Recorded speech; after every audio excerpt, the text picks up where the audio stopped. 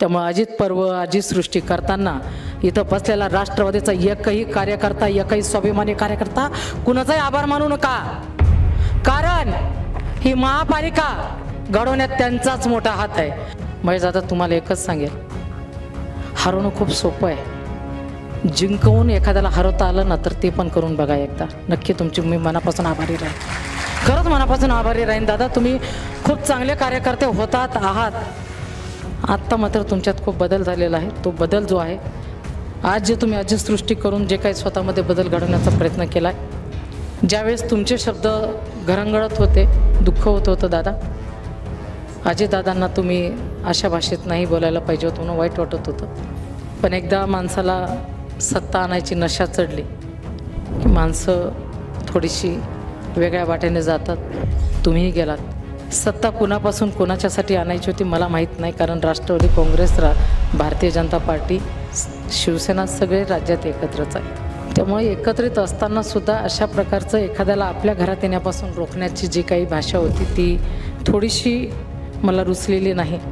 आणि मला माहिती आहे की तुम्हाला ते माझं बोलणं रुचणारही नाही. दबणार नाही मी कुठल्याही दबावाने. आणि अजितदादा, तुम्ही जे बोलला होतात, तुम्ही जे सांगितलं होतं की मला पिंपरी चिंचवडला परत यायचं आहे, मला माझ्या घरात परत यायचं आहे, मला माझ्या शहरात परत यायचं आहे, या शहराला मी घडवलेलं आहे, इथून येण्यापासून हे रोखणारे कोण होत आहे?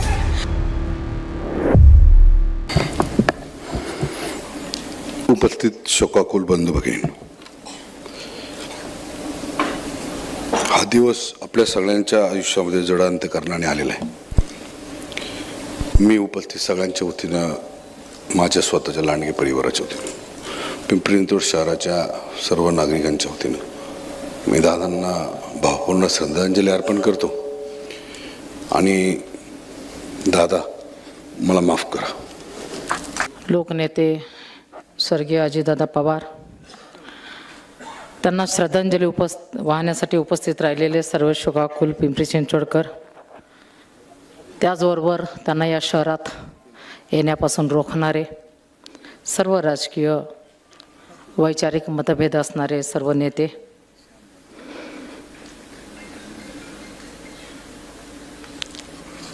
काय बोलावं कसं बोलावं कळत नाही. आईबाप जन्म देतात, मोठं करतात, त्याच घरात येण्यापासून ज्यावेळेस आईबापांना आपण परावृत्त करतो, त्यांच्या विरोधात गरळ ओकतो आणि मग आपण काहीतरी चांगलं केल्याचा आव आणतो, दुःख होतं. म्हणून सुलभाताई, तुम्ही ज्या बोललात की जिवंतपणे तुम्ही हे सगळे संपवायला पाहिजे होतं, तुमच्या मताशी मी 100% सहमत आहे. अत्यंत वेदना झालेल्या आहेत दादा गेल्याने. माझा आणि सुलभाताईंचा असेल, आशाताई शेंडगेंचा असेल, सारंग कामतेकरांचा असेल, आमची दादांच्या बरोबर आम्ही शिवसेनेतनं सुरुवात केलेले कार्यकर्ते, बोटावर मोजण्या इतकं असणारे आम्ही लोक निवडून येत होतो. मला चांगलं आठवतं की मंगलाताई नेहमी म्हणायच्या की किती लोक आहेत तेवढीच वेळ द्या. आणि त्या मोठेपणाची मी स्वतः साक्षीदार आहे राष्ट्रवादीच्या. जर राष्ट्रवादी सत्तेत नसती तर ही सीमा साळवे घडलीच नसती. अजितदादा लोकनेते नसते, या शहराचे पालकमंत्री नसते, तर सीमा साळवे घडली नसती. आणि म्हणून अशा थोर नेत्याच्या चरणी नतमस्तक व्हावं, आदरांजली व्हावी, त्यांनी केलेल्या कामाचं कौतुक करावं, त्यांनी केलेल्या चुका माझ्यासारख्या क्षुल्लक कार्यकर्त्याने दाखवून दिल्यानंतर 4 पावलं मागं घ्यावं, एक अपशब्द न वापरता, कुठली मनात कटू भावना न ठेवता मोठ्या मनाने माफ करावं. 2007 ते 2017 सलगपणे निवडणुकीच्या काळामध्ये एकही भांडण अंगावर न घेता निवडून यावं माझ्यासारख्या क्षुल्लक कार्यकर्त्याने. मोठ्या मनाचे दादा होते. अजितदादासारखा मोठ्या मनाचा माणूस होणे नाही आणि कोणी होऊ शकत नाही. दादा असण्याचं भान त्यांना पूर्ण होतं. ते संपूर्ण महाराष्ट्राचे दादा होते. आणि म्हणून दादा, यावेळेस 2021ला ज्यावेळेस तुम्ही मला, सारंग कामतेकरांना, आशा शेंडगेला बोलून घेतलं आणि सांगितलं की माझ्या बरोबर पाहिजेत तुम्ही, एका क्षणाचाही विलंब न करता तुमच्या बरोबर थांबलो. ते थांबण्यात तुम्ही सांगितलं आत्ता तुम्हाला थांबावं लागेल, थांबलो, बोलून घेतलं, तिकीट दिलं, डायरेक्ट माझ्या वार्डात माझ्या प्रचारासाठी आलात. प्रचारासाठी आलात आणि मला सांगितलं, मी भाषणाला उभी राहिले आणि मोठ्या भावासारखं सांगितलं की उमेदवार आहे, संयम. खरं सांगू, तोंडातले शब्दच संपून गेले होते माझे. माझा स्वभाव अत्यंत आक्रमक, कोणी आर्य म्हणलं की कार्य म्हणणारी मी. पण मी जसं त्यांनी मला हाताने इशारा केला, मला बोलायला सुचलं नाही. समोर हजारोचा जनसमुदाय होता माझ्यासाठी, आम्ही बोलवलेला जनसमुदाय, आणि त्याच्यापुढे शब्द सापडू नये. आणि त्यांनी मला जाताना सांगितलं, कागदावरती लिहून पाठवलं, मी आहे ना, मी बोलेल, तुम्ही नाही बोलायचं. आणि ज्या दिवशी दादांवरती सगळ्या प्रकारचे आरोप होत होते आणि ते म्हटले माझं मी टाळणी आहे का, मी त्यावेळेस दादांना फोन केला आणि मी विचारलं, दादा मी बोलू का? ते म्हटले उमेदवार आहे, उमेदवारांना नाही बोलायचं, तुम्ही नाही बोलायचं, तुम्हाला बोलायला खूप संधी मिळणार आहे, पण लक्षात ठेवा तुमचा घातपात नक्की होणार आहे. त्यामुळे ज्या दिवशी आमच्याबरोबरचे 2 नगरसेवक निवडून आले, फोन केला, अरे वाघेन मागं राहिल्यात तुम्ही, लक्ष आहे माझं तुमच्याकडे. इतकं प्रेमानं बोलणारा मोठा भाऊ, मोठा दादा माझा निघून गेला. फार कमी सहवास लाभला, पण विरोधी पक्षाचा नेता कसा असावा तर तो अजितदादासारखा असलं पाहिजे. तेवढं मन मोठं ठेवता आलं पाहिजे. आणि तेवढं मन जर तुमचं मोठं नसेल तर तुम्ही किती मोठं झाला तर तुम्ही किती कोते आहात हे लक्षात येतं. आणि म्हणून दादांसारखं मोठं होणं कुणालाही शक्यच नाही आहे. ते आज अजितसृष्टी उभारण्याचं जे काही मी आत्ता वाचलंय, अभिनंदन आहे. अभिनंदन कुणाचं करू? दादांनीच ही महापालिका घडवलेली आहे. समोर बसलेले महेश दादा आहेत, तुम्हालाही दादांनीच घडवलेलं आहे. समोर बसलेले विलास लांडे पाटील आहेत, तुम्हालाही महेश दादांनीच घडवलेलं आहे. राजू, तुलाही महेश दादांनी घडवलं आहे. शंकर शेठ, तुम्हालाही महेश दादांनी अजितदादांनी घडवलेलं आहे.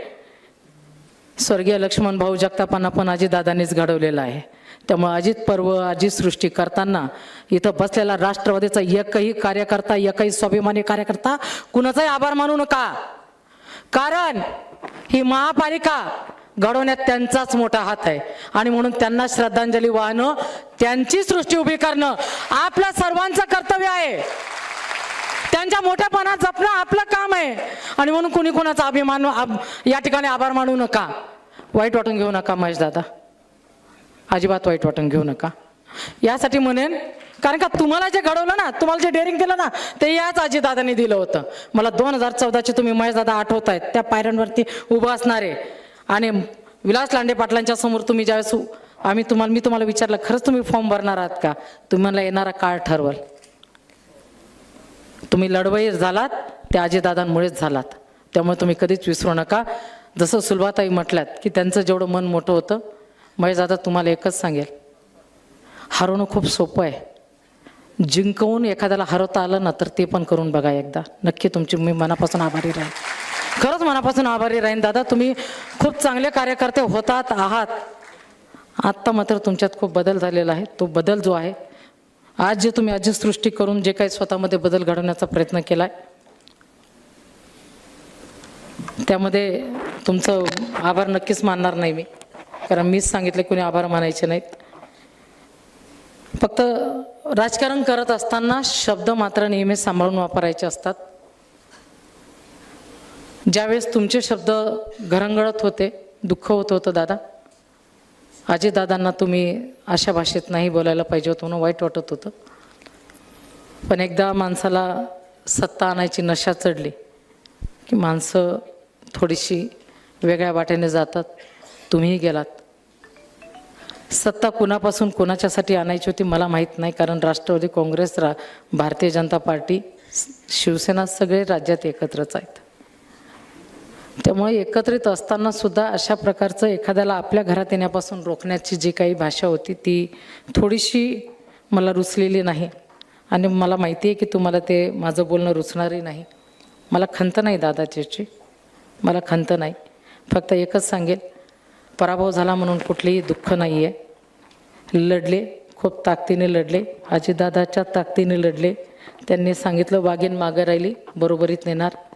माझा भाऊ गेलाय, माझा बाप गेलाय, हिंमत देऊन गेलाय. हिंमत माझी कोणी चोरू शकत नाही. हिमतीने लढणार आहे. इथून पुढे एक ताकदवर विरोधी पक्ष कसा असतो ते मी तुम्हाला दाखवून देणार आहे. या शहराला मला दाखवायचं आहे. दबणार नाही मी कुठल्याही दबावाने. आणि अजित दादा, तुम्ही जे बोलला होतात, तुम्ही जे सांगितलं होतं की मला पिंपरी चिंचवडला परत यायचं आहे, मला माझ्या घरात परत यायचं आहे, मला माझ्या शहरात परत यायचं आहे, या शहराला मी घडवलेलं आहे, इथून येण्यापासून हे रोखणारे कोण होत आहेत? अजित दादा, तुमच्यासाठी तुमची बहीण, तुमची पोरगी इथं छाती टोकपणे मी लढणार आहे.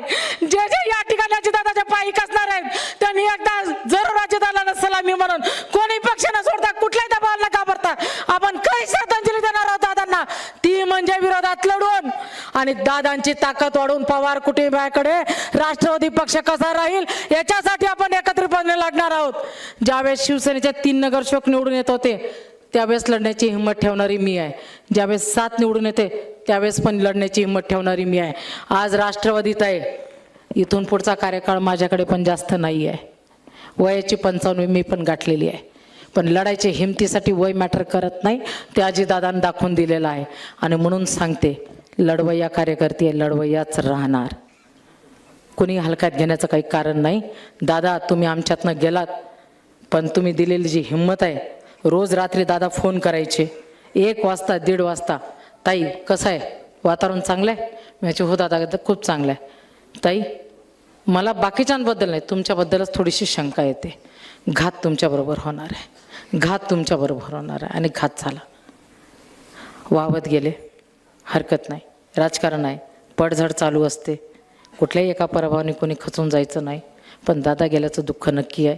आज या ठिकाणी जे या ठिकाणी दादांना श्रद्धांजली वाहण्यासाठी एकत्र आले त्या सर्वांना एकच सांगेल की दादांसारखा मोठ्या मनाचा नेता आणि मोठी झालेली माणसं खरंच आपल्याला यापुढे जर बघायचे असतील तर आपल्याला सर्वांना विरोधात राहून जी लोक प्रवाहाच्या विरोधात पोहण्याचा प्रयत्न करतात त्यांच्याबरोबर उभं राहावं लागेल.